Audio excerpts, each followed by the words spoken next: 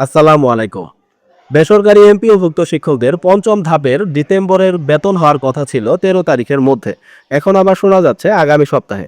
কারণ হিসেবে শোনা যাচ্ছে যে নতুন এমপিওভুক্ত শিক্ষক কর্মচারীদের কারণে তাদের বেতন পেতে দেরি হচ্ছে।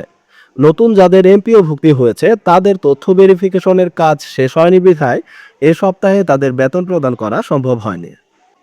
আগামী সপ্তাহের যে কোনো দিন তাদের বেতন হবে। আগামী সপ্তাহে যদি তাদের ডিসেম্বরের বেতন হয় তাহলে জানুয়ারির বেতন তাদের কোন সপ্তাহে হবে? পঞ্চম ধাপের ৮,৮৮৭ জন শিক্ষক কর্মচারী কিন্তু আজ ৩ মাস থেকে বেতন পাচ্ছে না। আপনাদের কি কোনো প্রকার বিবেক বিবেচনা রয়েছে যে তাদের সংসার কিভাবে চলছে? আগামী সপ্তাহে যদি তাদের তথ্য ভেরিফিকেশন শেষ হয় তারপর যাবে মন্ত্রণালয়ের অনুমোদনের জন্য, তারপর হিসাব নিরীক্ষণ, তারপর আইমাস ডাবল প্লাস বেতন অ্যাকাউন্টে সেন্ড করবে।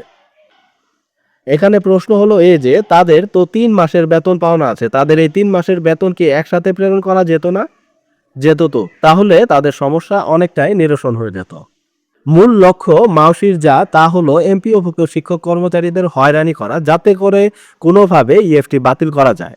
অন্যান্য কোনো পেশার ইএফটি চালু করতে এত হয়রানির শিকার হতে হয়নি কোনো পেশাজীবীদের, যতটা হয়রানি করছে মাউসি এমপিওভুক্ত বেসরকারি শিক্ষক ও কর্মচারীদেরকে। এভাবে আর কতদিন সহ্য করা যায়?